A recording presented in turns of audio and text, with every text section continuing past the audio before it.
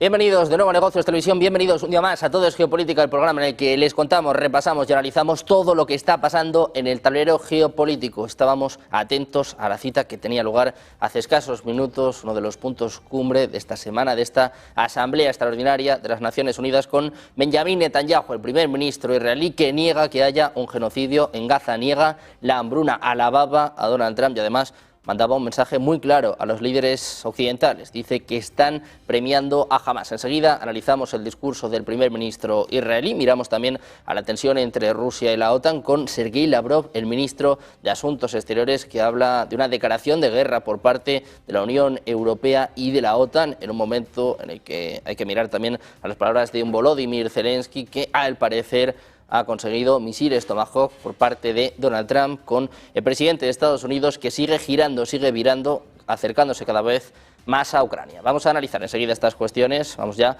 precisamente con los expertos, con los analistas. Tenemos a Cristian Lamesa, analista internacional. ¿Qué tal, Cristian? Muy buenas tardes. Encantado de estar con vos, Sergio, nuevamente y con los colegas. Tenemos también a Carlos Paz, analista político. ¿Qué tal, Carlos? Muy buenas tardes. Pues muy buenas tardes, un placer estar con vosotros. Y contamos con Andrew Smith, analista del Centro para el Bien Común de la Universidad Francisco de Vitoria. ¿Qué tal, Andrew? Muy buenas tardes. Buenas tardes, un placer. Bueno, pues en un día de muchísima actualidad geopolítica, con muchos frentes abiertos, si os parece vamos a empezar por lo último. Escuchábamos hace apenas unos minutos a Benjamín Netanyahu en este discurso ante la ONU, ante la Asamblea Extraordinaria de las Naciones Unidas, a menos lo que quedaba, porque hemos visto que más de la mitad, más de un cuarto, me atrevo a decir, han abandonado esta sala, negando el genocidio, negando la hambruna, mandando mensajes a los líderes occidentales. Andrew, ¿qué te ha parecido este discurso de Netanyahu y sobre todo cómo contribuye esto a que haya una paz en Oriente Medio? Porque el discurso tampoco era muy diplomático, ¿no? Podemos decir. El discurso de Netanyahu ha sido una declaración de victoria y una declaración de intenciones. Está poniendo los últimos clavos en el ataúd de la solución de dos estados, que es la solución que patrocinan y que apoyan todos los países menos los interesados. Es curioso que el liderazgo israelí, los liderazgos palestinos, es decir, Hamás, Al-Fatah y Yihad Islámica, ninguno apuesta por la solución de dos estados y apuestan por una solución unilateral a sus problemas indefinida. Por lo tanto, estamos viendo un subrayando por parte israelí de que esta manera de ver el problema está finiquitada. También ha sido, y lo hemos visto cuando demostró y enseñó los mapas del discurso del año pasado comparado con este, de que está venciendo en todos sus frentes. Hay una competencia un poco de dos, saber quién es el que más guerra soluciona entre Trump y Netanyahu, y la palabra solucionar o finiquitar es muy ambigua, puesto que ha solucionado, ha debilitado a sus rivales, pero no ha llegado a ningún acuerdo entre todos.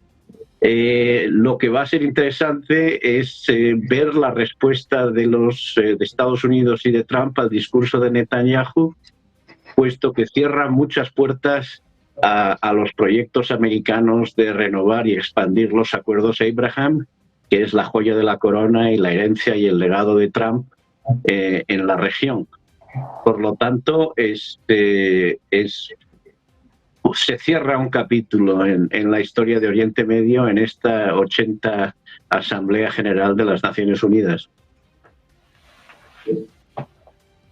Bueno, pues un discurso que va a pasar a la historia, ya veremos si para bien o para mal. Se van a hacer virales, como decía, bueno, pues estas imágenes de las delegaciones abandonando la sala, estas preguntas, ¿no?, que planteaba el propio Netanyahu, este cuestionario, este mapa también en el que sacaba, bueno, pues cómo ha ido cumpliendo sus objetivos, al menos algunos. Hablaba de que ha eliminado a los líderes de Hamás, de Hezbollah, a los científicos nucleares iraníes. Carlos, te quiero preguntar a ti también por esto. Quiero saber si te ha sorprendido el discurso de Netanyahu y si crees que acerca o no a una paz en Oriente Medio.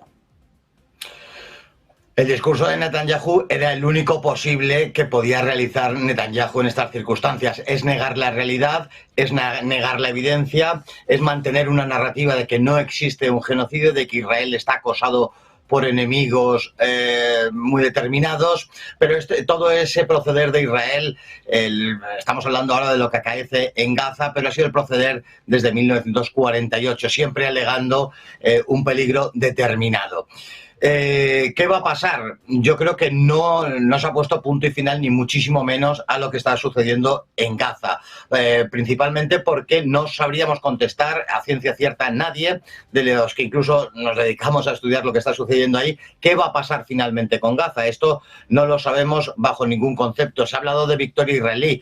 Yo creo que en ningún caso. No han terminado con Hamas, que era el gran objetivo, no han terminado ni mucho menos con Hezbollah, y si comentamos algo de Irán, ¿para qué vamos a hablar? En aquella guerra de los 12 días, quien salió victorioso fue Irán. Yo creo que para hablar de esta cuestión cambia mucho lo que podamos decir si lo estudiamos desde un punto de vista local, regional o global. Yo creo que localmente está ganando Israel, está aplastando a través de esa violencia extrema utilizada por Israel, pero desde un punto de vista, por ejemplo, regional, no, se está dando una reconfiguración de Oriente Próximo muy interesante. Lo hemos visto hace unos días con esas reuniones al más alto nivel entre Arabia Saudí e Irán, una cosa que precisamente para hablar de la seguridad y de todas estas cuestiones que hubiera sido impensable hace siquiera unos meses, no ya unos años, y desde un punto de vista global ha perdido la guerra de calle Israel, una pérdida de imagen que no podríamos sospechar ningunos que iba a suceder. La mayoría del mundo, y de esa fantasmagórica y esa entelequia que es la comunidad internacional, va diciendo, países enteramente insospechados como Reino Unido, reconocer a Palestina. Muchos países de la comunidad internacional hablan ya abiertamente de genocidio. O sea que yo creo que a corto plazo y desde un punto de vista local es una victoria israelí, pero a medio y largo plazo y desde un prisma mucho más amplio es una profunda derrota israelí. Bueno, pues si os parece, ahora analizamos cómo está la situación en la región, cómo queda la situación en Oriente Medio. Antes, Cristian, quiero escuchar también cuál es tu valoración de este discurso de Netanyahu. Decía yo unos 40, 45 minutos, ha tocado prácticamente todos los palos y bueno, pues ha negado también el genocidio, ha reprendido incluso a los líderes occidentales. En la sala es verdad que no había mucho, no había prácticamente nadie. Bueno, creo que esa sala con tan poca concurrencia desnuda un poco lo que decía Carlos, ¿no? Esa censura a nivel internacional que está recibiendo Israel y esta posición de Netanyahu que realmente es incluso banal. Esa especie de concurso de preguntas y respuestas realmente me parece que es en el contexto dramático, en medio del genocidio que están haciendo en Gaza, me parece que es realmente de una banalidad que debería darle vergüenza, y tal vez podría haber agregado algunas preguntas más a ese concurso, como quién fue el país que favoreció el establecimiento de Hamas, el desmedro de Al-Fatah en la franja de Gaza, para dividir justamente al pueblo palestino. Bueno, el Estado de Israel fue el que generó a este organismo o favoreció su establecimiento, ¿no? Esa rama de los hermanos musulmanes. O a qué gobierno le avisaron países extranjeros e incluso fuerzas internas dentro de Israel que sí iba a ser el ataque del 7 de octubre y el gobierno que desoyó ese aviso fue justamente el de Netanyahu, porque sin duda esa carnicería hecha en contra de israelíes civiles le servía a sus intereses políticos mezquinos. Entonces realmente yo creo que Netanyahu es uno de los seres más abyectos que en este momento está en el escenario mundial, en el escenario de la política. Una persona que no puede tener tan poca vergüenza para negar la hambruna y el genocidio que se está haciendo. Yo hace poco con ustedes, creo, si no me equivoco, Sergio, comparaba y recordaba, ¿no?, este asesinato por medio del hambre con lo que hicieron los nazis contra Leningrado, ¿no?, en ese sitio de casi 900 días. Entonces realmente es una cosa que también podría haber hablado de los vínculos de Israel con ISIS en Siria, ¿no? Porque sabemos que muchos de los militantes terroristas de ISIS eran atendidos en hospitales israelíes. Entonces, todo este caradurismo de este hombre realmente es imperdonable porque aparte está regado de sangre. Para terminar, también es interesante recordar lo que dijo, hay que ver si puede sostenerlo, Donald Trump hace pocas horas cuando manifestó que bajo ningún punto de vista iba a permitir la anexión de Cisjordania, porque parece ser el próximo objetivo, algo que ya es imposible de negar y ocultar. Y para cerrar, también las palabras de Carlos me hacían recordar esto, ¿no? El acuerdo entre Arabia Saudita y Pakistán respecto a la ayuda mutua militar. Yo creo que hay una reconfiguración entre los países musulmanes, más allá de que también hay muchas traiciones entre estos estados y lo que es hacia el interior, ¿no? Del mundo árabe y el mundo musulmán, que son dos cosas distintas. Y por último, creo que cuando se habla tanto de antisemitismo y se tilda a la gente que cuestiona este accionar tan vil por parte del Estado hebreo y se nos tilda de antisemitas, hay que recordar que la persona que más está trabajando en favor del antisemitismo a nivel mundial es Benjamín Netanyahu. Bueno, pues uno de los temas principales ha sido el antisemitismo, ha sido también el papel que está jugando Donald Trump. Hemos visto muchos mensajes hacia Irán, pero si os parece, quiero destacar uno de estos temas. Andrew hablaba de los líderes occidentales. Dice que, bueno, que muchos están reprochando en público lo que sucede en Gaza, lo que él niega que sea un genocidio, y que luego le felicitan en privado. ¿Qué te ha parecido, ya no solo sino todos los mensajes en los que él iba respondiendo a las acusaciones de los líderes occidentales, negando hambruna, negando el genocidio? ¿Crees que habrá una respuesta internacional que se puede incrementar aún más la presión sobre Israel? Efectivamente, la presión sobre Israel irá en aumento si la guerra continúa. Por eso hay unos grandes esfuerzos y por parte de la administración americana quisieran acabar con la guerra antes de que se cumpla un año de la administración Trump. Sobre los líderes occidentales están en una posición muy complicada, puesto que ellos en realidad no tienen recursos, no tienen herramientas o no las quieren utilizar para poner presión efectiva sobre Israel. Y por lo tanto se ven presionados por una opinión pública que está siendo movilizada para que actúen. Lo único que hacen es mostrar su debilidad y mostrar su incapacidad de intervenir efectivamente y coaccionar y cambiar modificar el comportamiento de Israel en esta crisis. Está bien claro que el único país que puede cambiar la forma de actuar de Israel es Estados Unidos y por lo tanto ellos intentan hacer todas las posibles actuaciones para demostrar a sus opiniones públicas de que están haciendo algo. Lamentablemente se reduce a eventos deportivos, a lo de Eurovisión, que eso sí que es banal. Una oportunidad como esta flotilla podía haber sido reforzada con barcos y un bloqueo naval, por ejemplo, de las aguas territoriales de Israel, no permitiéndoles el acceso a sus campos de gas o a sus campos de petróleo, que por cierto son los que acaban de firmar un acuerdo con Egipto para Egipto comprar energía israelí del Mediterráneo Oriental.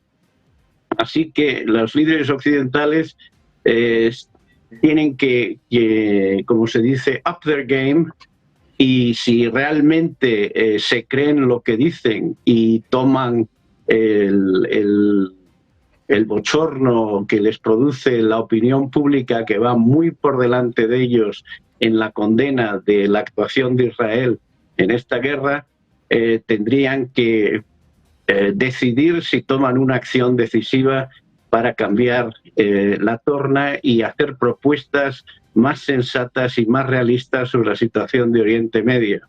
Otro país, Estados Unidos es el principal actor en la región, pero otro país es China.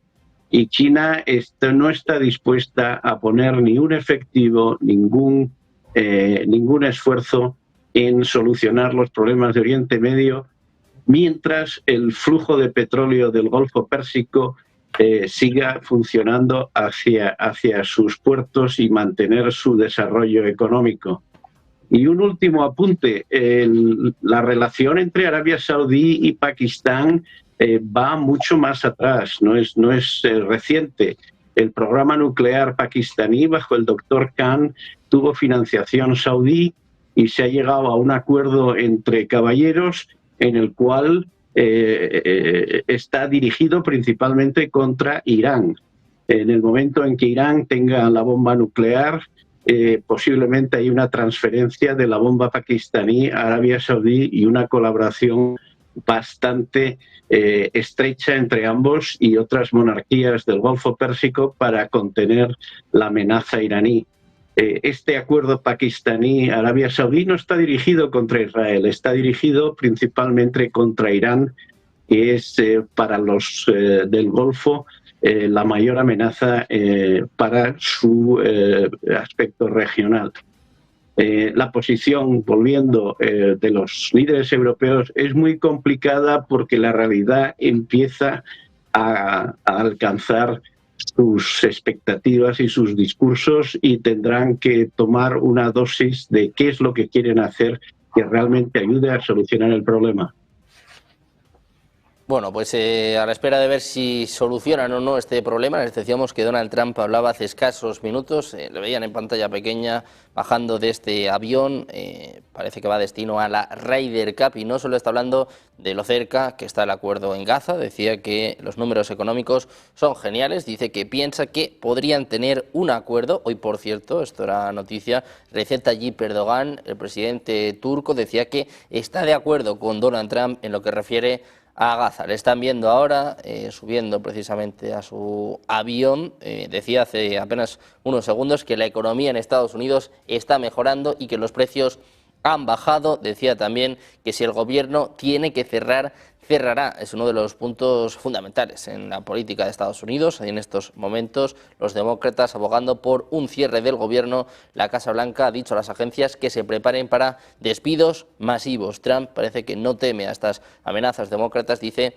que no tendrá problema en cerrar el gobierno. Pendientes de las palabras de Donald Trump, enseguida escucharemos al presidente de Estados Unidos, al que hemos escuchado, ha sido al primer ministro israelí, a Benjamin Netanyahu. Carlos, te quiero preguntar también por esto, ¿cómo valoras estas amenazas a Irán y cómo sacaba pecho de las operaciones? Hablaba de los Vipers, de cómo han eliminado a Hezbollah, a Hamas, a los científicos nucleares en Irán. ¿Esto en algún momento se puede volver en su contra o el apoyo de Estados Unidos es suficiente? Porque ha nombrado muchas veces también a Donald Trump. Bueno, Estados Unidos, la administración de Donald Trump, tenía muy claro que no quería inmiscuirse en problemas exteriores y se ha visto arrastrado porque podríamos definir que está secuestrado o que tiene un interés inusitado por la defensa de los derechos, de los intereses de Israel, pero lo vimos, por ejemplo, en la guerra de los 12 días, que no secundó todos los planes que Israel tenía para Irán. De hecho, el bombardeo a esas centrales nucleares, a esas centrifugadoras, fue una pantomima y la respuesta iraní también fue en ese sentido, porque la respuesta iraní fue en todo momento proporcionada y avisaron a los norteamericanos que iban a bombardear y se quedó todo en una puesta en escena, porque Estados Unidos no tiene el interés de secundar a Israel en esta huida hacia adelante personal de Netanyahu, en todo lo que está haciendo en el Líbano, en Siria y con los propios palestinos. Sí me gustaría decir al margen, ahora vuelvo con esto, pero que la relación entre Arabia Saudí e Irán es mucho más fuerte de lo que parece en los últimos tiempos. Ya no es, yo creo que ha cambiado, Arabia tiene una agenda propia, no sabemos para qué lado va a tirar con esa entrada en los BRICS, con ese acercamiento a Irán. Yo creo que ha cambiado bastante las coordenadas de cómo explicábamos Arabia Saudí en el contexto internacional con respecto a hace un tiempo. Y todo lo que he estado escuchando por parte de Andrew Smith, sí decirle que hay una fatua de Khomeini, del Ayatollah Khomeini, por el cual prohíbe el uso nuclear militar, en que esto reafirmaría la fantasmagoría de que Irán está desarrollando y tiene un plan malévolo para crear la bomba atómica. Irán a día de hoy no puede tener la bomba atómica, por esa fatua de Khomeini. Se ha hablado también, y no quería pasarlo por alto, de los líderes occidentales. Los líderes occidentales ahora, o gran parte de ellos, no creen en el respaldo a la causa palestina. El proceder de Israel ha sido siempre el mismo. Ahora, la diferencia de lo que estamos viendo ahora es que nos lo están poniendo en directo. Y claro, no se puede tapar lo que todos los medios de comunicación están emitiendo. Y han apostado por seguir una corriente de apoyo a Palestina, pero miremos en nuestro propio país, en España, como el Partido Socialista siempre históricamente apoyó a Israel, le fascinaban los kibbutz y este tipo de cosas, y ha ido cambiando, igual que con su postura hacia el Sáhara Occidental, han ido cambiando de postura por interés, no por creencia, ni mucho menos. Al final vemos que Israel va a seguir intentando convencer a su socio principal, porque se van a quedar solos Estados Unidos e Israel en esta aventura, de que Irán es el gran peligro de la zona, un país que no ha atacado a nadie en 250 años, un país que no puede tener bomba atómica. Nos van a seguir haciendo creer que están desarrollando material nuclear. Y seguramente lo que nos vamos a encontrar dentro de unos meses, estamos a finales de septiembre, en torno a noviembre y diciembre, va a ser un nuevo intento por parte de Israel de bombardear y de crear una guerra con Irán. Que le secunde o no Estados Unidos, ahí va a estar el kit. Yo creo que Estados Unidos no está por la labor, ni mucho menos. Trump tiene una fortísima sintonía con Israel, pero ya hay muchos políticos norteamericanos, no es mi fuerte, vaya por delante la política interior norteamericana, pero ya hay muchos políticos norteamericanos que han puesto el grito en el cielo o han manifestado su desavenencia a seguir al pie de la letra, a rajatabla, la defensa de los intereses de Israel, porque es muy posible, y lo saben perfectamente y mejor que nosotros, casi seguro, que a donde les quiere llevar es a un conflicto con Irán. E Irán no es Siria, Irán no es Afganistán, Irán no es una potencia media, sino que es un hegemón regional con un potencial militar que, yo lo he dicho varias veces, no nos hacemos cuenta, no nos hacemos cargo de lo que realmente representa el poderío militar iraní. Bueno, pues veremos si hay o no un nuevo conflicto entre Irán e Israel. Irán de momento se está preparando. Hemos escuchado pues que Netanyahu ha sido muy tajante también en este sentido, diciendo que Irán no puede tener un arma nuclear. Escuchábamos también el pasado martes a Donald Trump hablando en este sentido. Te quiero preguntar también por esto, Cristian, ¿cómo de cerca estamos de que estalle un nuevo conflicto en la región? Se habla de que está cerca un acuerdo en Gaza, pero el discurso de Netanyahu, como decía, pues no ha sido muy pacífico, ¿no?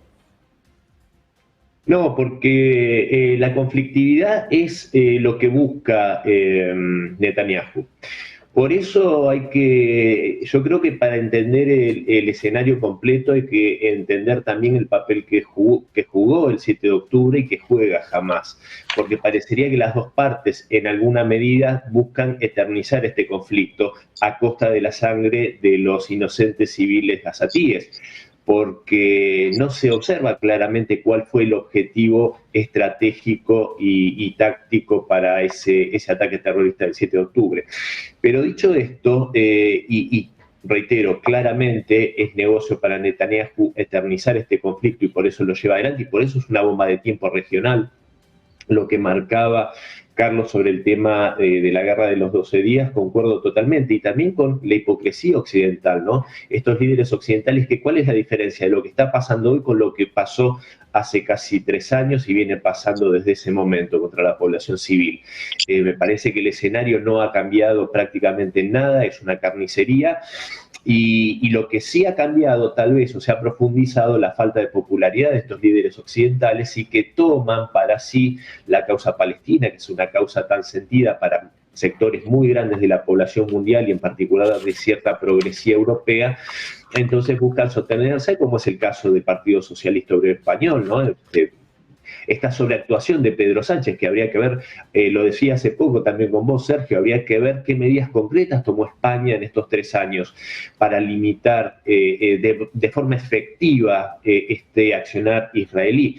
Y también esa hipocresía, ¿no? Ese doble estándar. Es un genocidio lo de Gaza, no ha sido un genocidio lo del Donbass desde 2014, con los mismos objetivos, ¿no? O sea, por cuestiones étnicas, por cuestiones raciales, por cuestiones de eliminar a un grupo social, se intenta justamente ese ataque, entonces encuadra totalmente en lo que es un genocidio.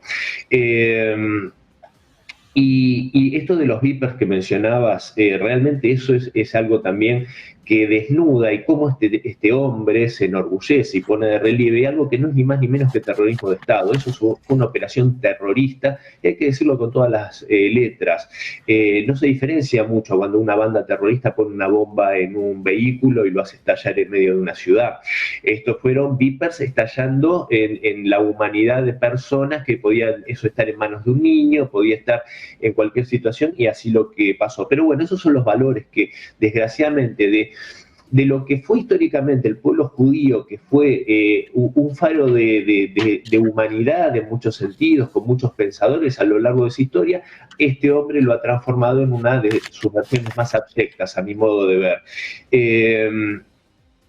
Y también con esto hace, aparte de lo que yo decía antes, de jugar, ¿no? Estas cartas que hacen que cada vez se despierte más antisemitismo a lo largo del mundo, que yo no lo justifico para nada, pero mucha gente toma esto como una causa para demonizar a la totalidad del pueblo judío, lo cual es un error, pero también desnuda cierta debilidad, como mencionaba Carlos.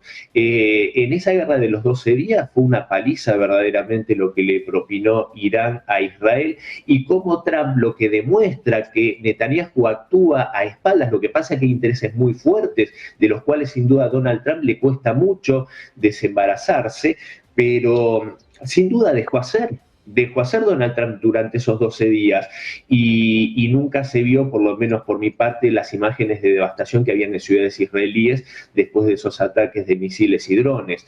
Entonces, ojo que también muestra a un gigante con pies de barro.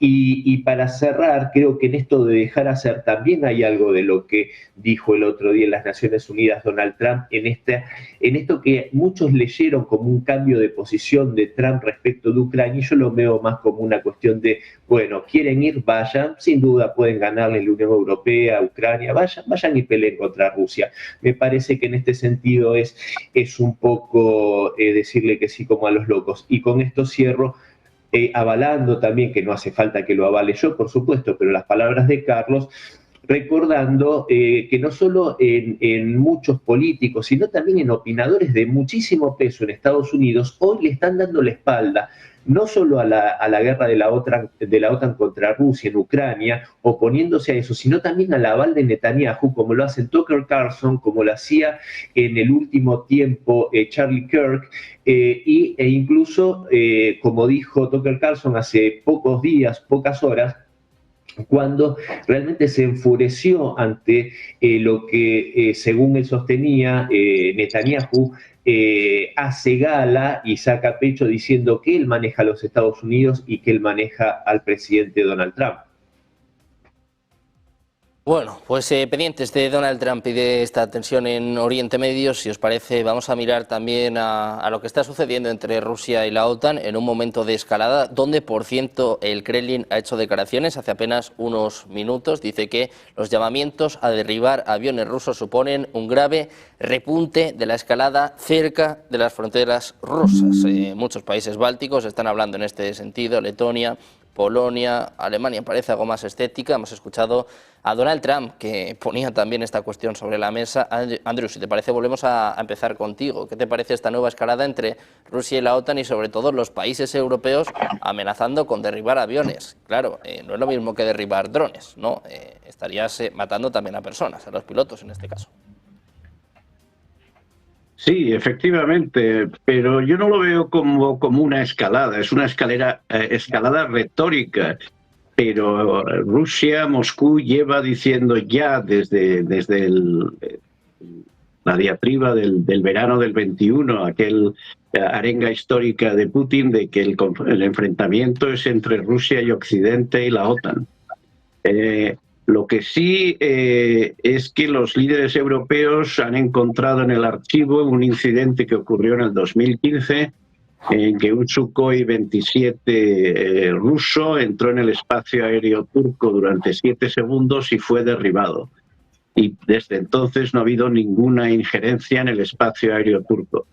Esta expresión de dureza y decir este es el lenguaje que entiende Moscú está siendo recuperado después de los incidentes que hubo con los 19 drones en Polonia, el incidente del espacio aéreo en Estonia, que la actuación de la OTAN dejó mucho que desear y mostró una debilidad inherente en la posición de disuasión que podía tener la OTAN frente a injerencias rusas. De todas formas, este juego del ratón y el gato en los espacios aéreos navales iba ocurriendo desde la Guerra Fría, en el cual ambos se prueban y testan las capacidades defensivas y es una manera de capturar o obtener inteligencia de cómo están los sistemas de defensa de ambos contendientes con respecto a una intervención que podía ser militar o una actuación. También veamos que estas declaraciones están siendo hechas dentro del contexto de lo que llaman unos ejercicios anuales que este año se llaman Zapad, Occidente en ruso, 25, que están ocurriendo en Belarus y en otras partes de la Federación Rusa, también fronterizas como Finlandia o la frontera con Estonia, en la cual se está tratando de demostrar que el ejército ruso, después de 3 años y medio, todavía está fuerte y dispuesto a atajar cualquier amenaza a su territorio y que el régimen de Putin es fuerte y está en mejores condiciones que nunca para poder cumplir y acabar la operación especial en Ucrania en un plazo considerable. La apuesta de ambas partes es que una solución dialogada no es posible en estos momentos, puesto que ambos creen que la opción militar es la que más réditos le va a dar. La administración americana, Trump en particular, después de 9 meses, está preocupada, y aquí estoy de acuerdo con los 2 previos compañeros de tertulia, en que las bases americanas están muy enojadas con la atención excesiva de Trump en los frentes exteriores y que no está haciendo para lo que fue elegido, que es la revolución MAGA dentro de su país. Y tras 9 meses está preocupado Trump de que la guerra de Ucrania, así como la de Oriente Medio, se convierta en las guerras de Trump y no como él reclama las guerras de Biden. Por lo tanto, está dispuesto a ofrecer sus servicios, pero ya está haciendo lo que se llama una estrategia de salida o exit strategy, en la cual en la guerra de Ucrania está diciendo, por supuesto, Ucrania puede, con la ayuda de los europeos, intentar una victoria militar y tratar de conseguir sus objetivos. Pero esto tienen que los europeos decidir si quieren luchar codo con los ucranianos, puesto que esta no es mi guerra, es la guerra de Biden y yo solo estoy tratando de solucionar un problema. En Oriente Medio ve que sus posibilidades en los acuerdos Abraham y tratar de lograr un régimen americano de seguridad en la región se ven frustrados por la obstinación de Netanyahu de seguir la vía militar y también desea un final de la guerra antes de Año Nuevo. Ha habido varias propuestas ahora. Una es qué van a hacer con Hamas. Han ofrecido Argelia e Indonesia como sitios donde la cúpula se establezca, puesto que Qatar ya no quiere tenerlos en su casa y ningún país de la región los acepta.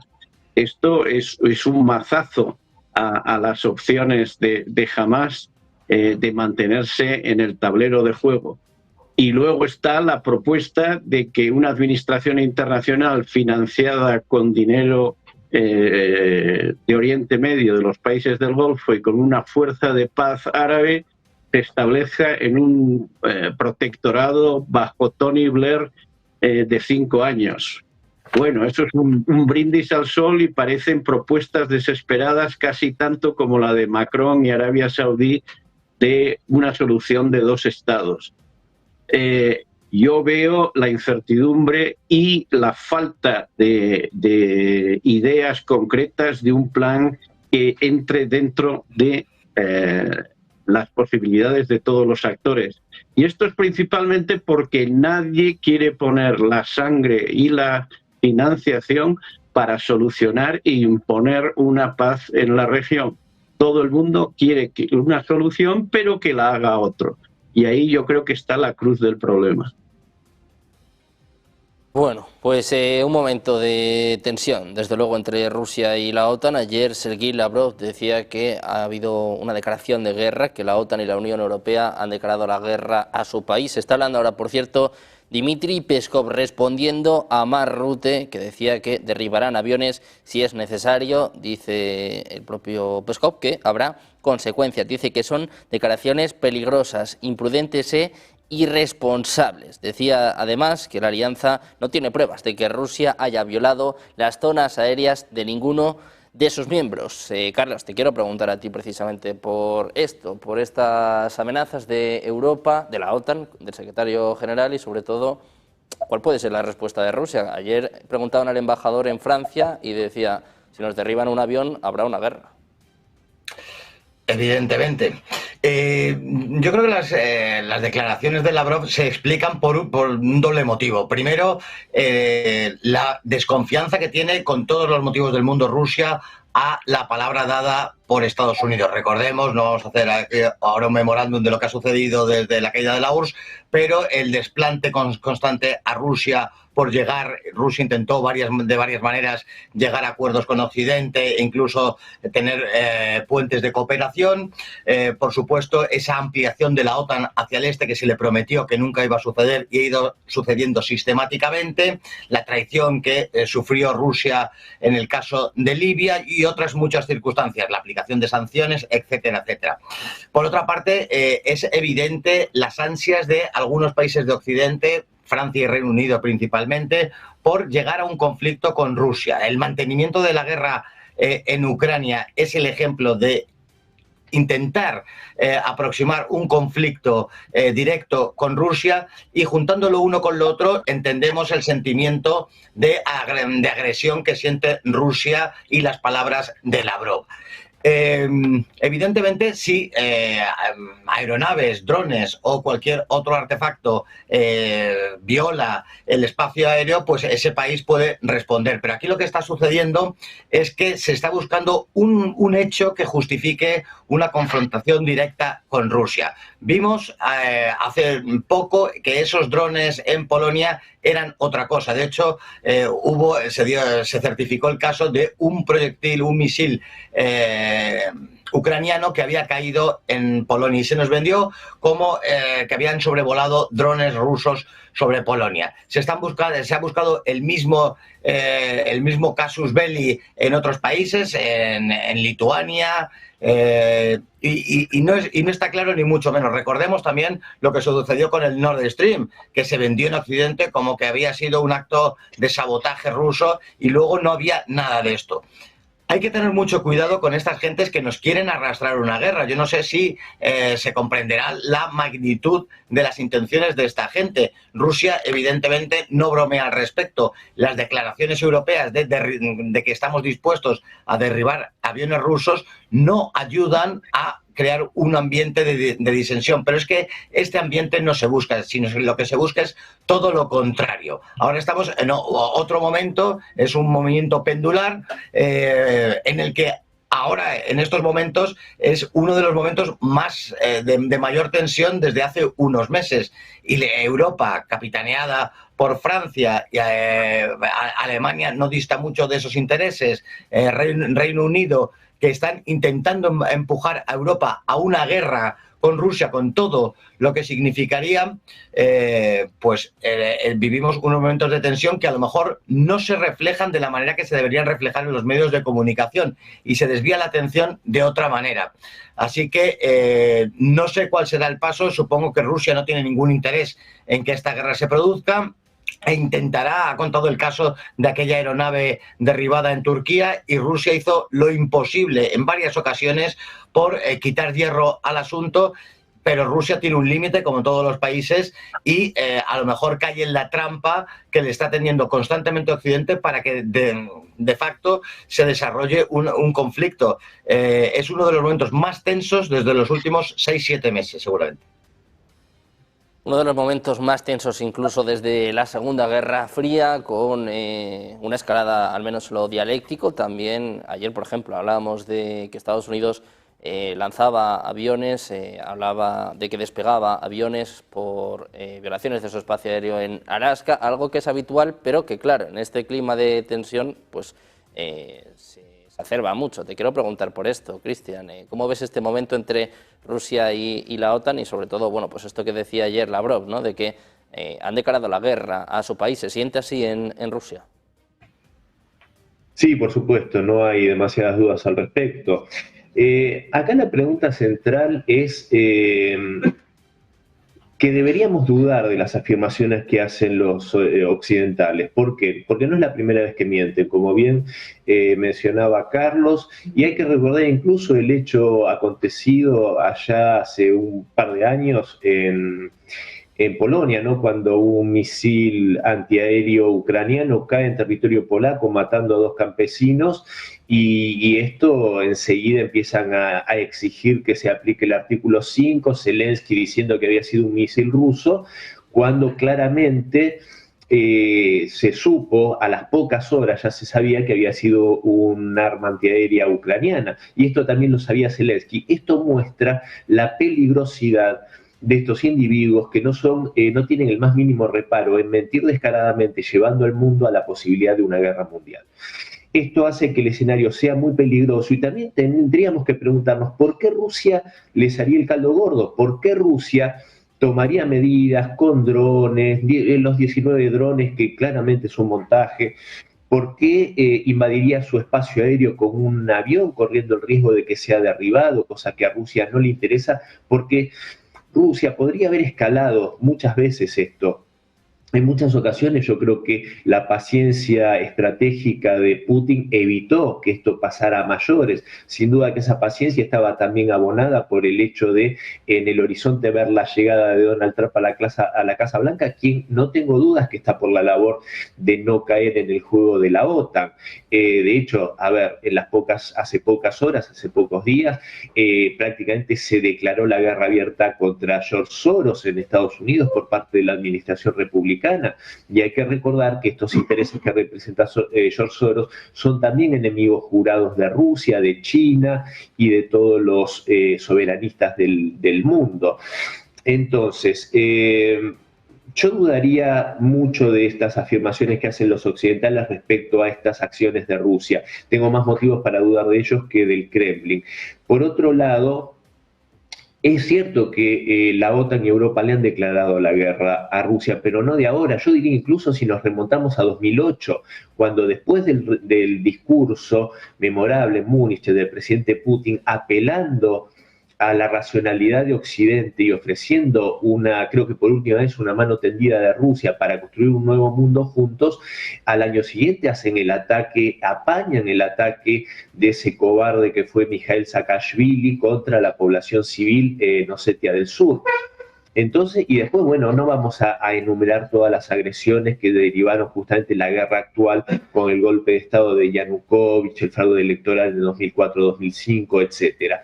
Y de hecho, si faltan más pruebas, el presidente Trump el otro día dijo claramente, cuando reprendió a los socios europeos de la OTAN, diciendo que era una locura que sigan comprando hidrocarburos rusos, gas, petróleo, y que era algo estúpido y que él no podía entender cómo estos países de la OTAN le compraban y financiaban al país con el cual tenían una guerra. O sea, Trump claramente dijo que la OTAN está en guerra con Rusia.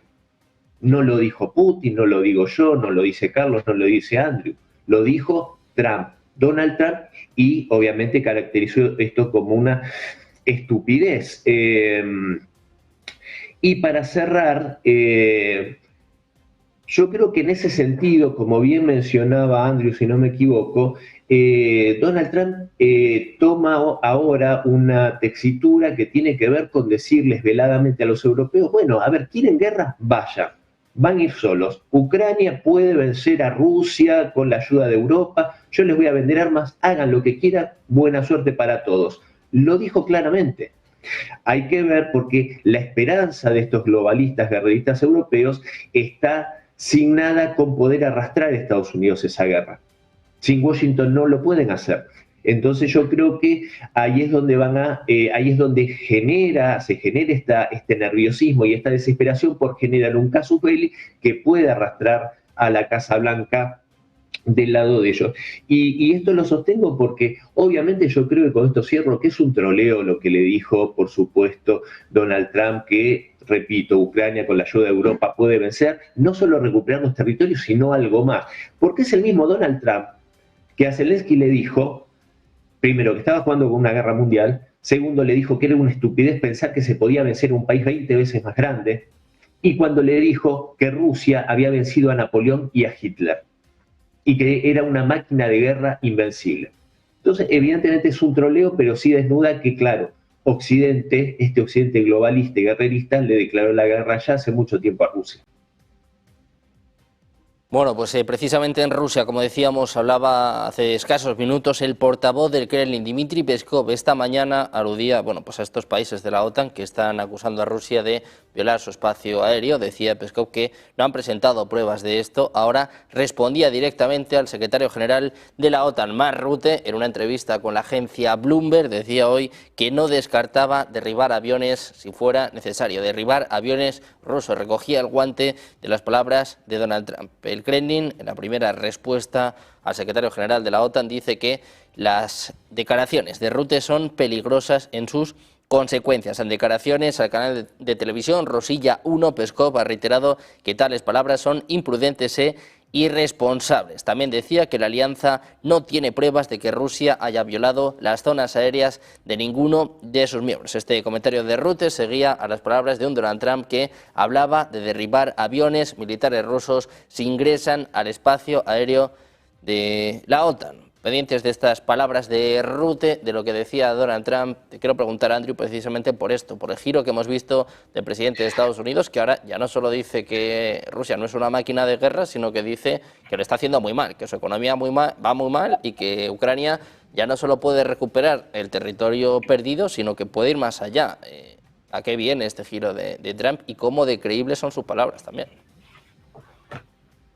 El énfasis está en lo que acaba de decir de creíble, la naturaleza mercurial de Trump, de que un día dice una cosa y al día siguiente lo contrario, es parte de su técnica o su conocimiento de negociación y estrategia de desconcertar y la incertidumbre en sus relaciones transaccionales inmobiliarias, y bien explicadas en aquel libro de 1987, The Art of the Deal, de cómo negociar una compraventa inmobiliaria o de negocios en Manhattan o en Atlantic City.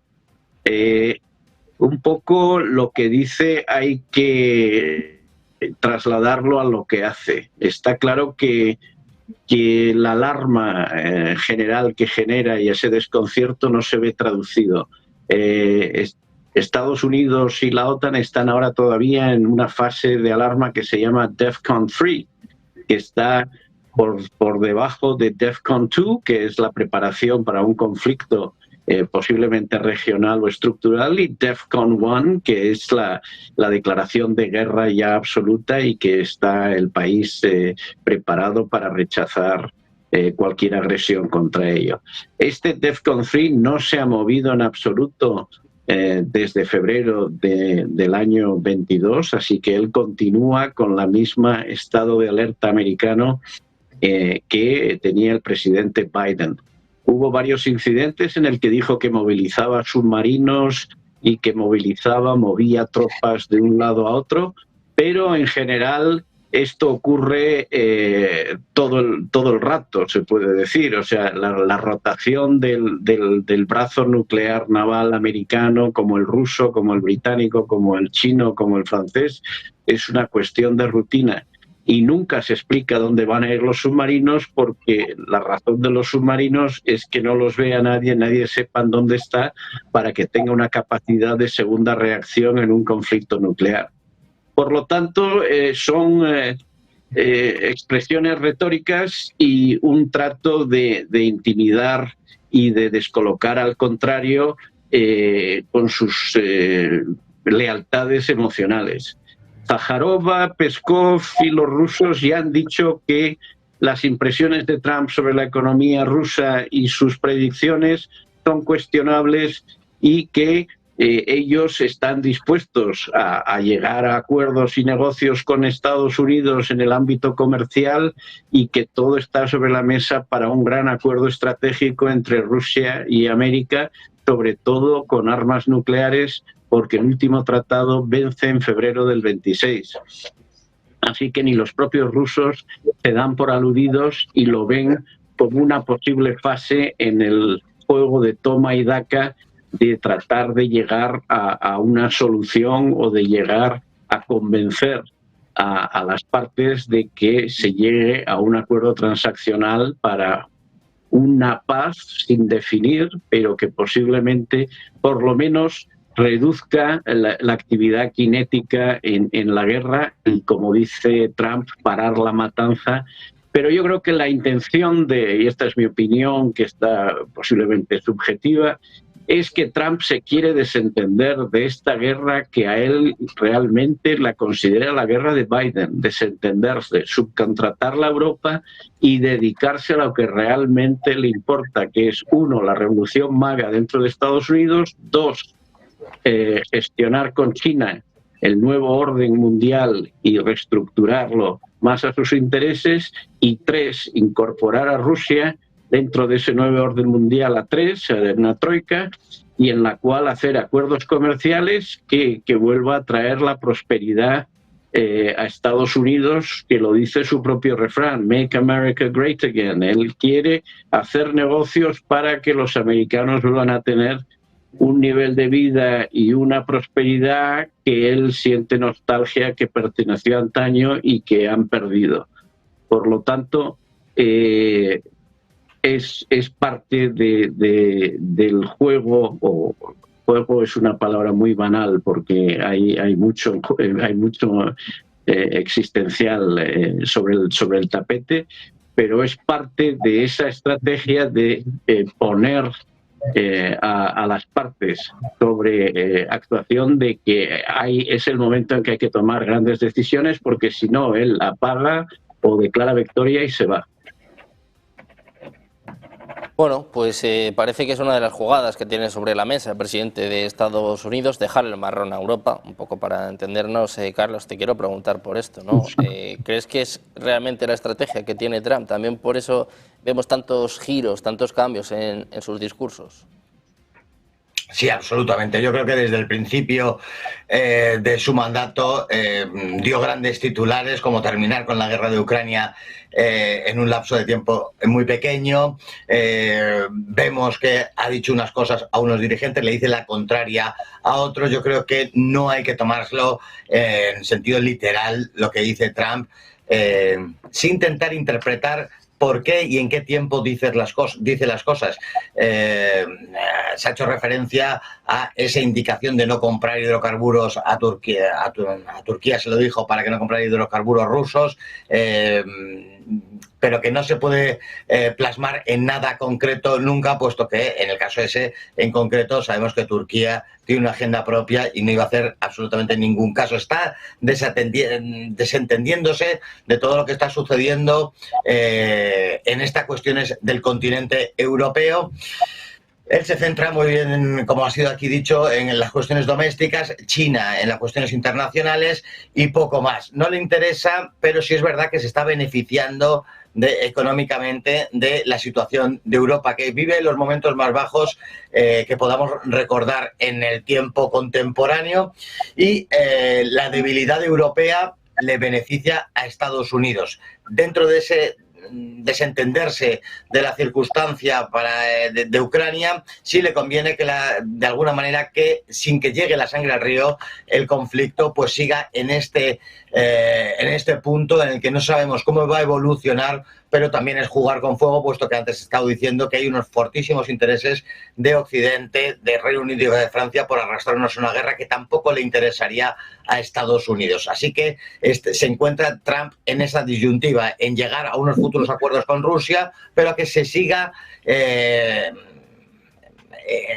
todo el tiempo, toda la duración máxima, este conflicto de Ucrania. Pero desde luego que no cuente nadie con el apoyo de Estados Unidos para una guerra con Rusia, porque no le interesa en absoluto a Estados Unidos ni a Donald Trump. Bueno, pues pendientes de Trump y de Estados Unidos, Cristian, quiero conocer también tu opinión sobre estos giros, estos cambios de Trump.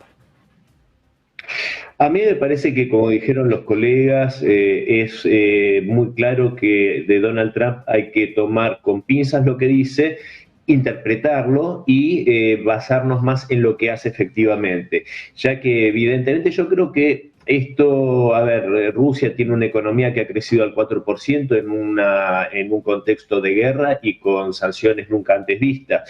Dicho por Mark Rutte, Rusia sola produce más armamento y munición que toda la OTAN junta, 3 veces más, de hecho, que toda la OTAN junta. Entonces me parece que estas declaraciones de Donald Trump es para, justamente, coincido hasta en las comas con lo que dijo Andrew en la última parte. Él se quiere desentender de esto, esta es la guerra de Biden, de hecho es la guerra de Biden, y por lo tanto les está, de vuelta, los está troleando a los europeos diciéndoles, Rusia es débil, o sea, es un tigre de papel, vayan y peleen muchachos, ¿para qué me necesitan? No me necesitan, vayan, ustedes solos podrán hacerlo, cosa que los europeos saben que no es así, y para establecer ese mundo multipolar con esos 3 grandes polos que van a ser Rusia, China y Estados Unidos, como también mencionaba Andrew, por supuesto que necesita, creo yo, más allá de que haga negocio, porque es un hombre de negocios, mientras pueda, pero necesita sin duda alguna que la guerra culmine, y para eso evidentemente habrá que dejar, si no llegan a la sensatez de la que parecen carecer, habrá que dejar que una vez más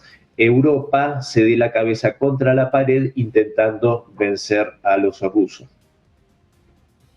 Bueno, pues pendientes del oso, del tigre, como decía Donald Trump, de esta escalada, ¿no?, que estamos viviendo y que, bueno, pues parece no tener límites. Muchísimas gracias a los 3 por estar con nosotros y por vuestro análisis. Carlos, Cristian, Andrew, un placer contar con vosotros por aquí. Muchísimas gracias. Gracias a ustedes. Un abrazo. Un placer. Buen fin de semana a todos.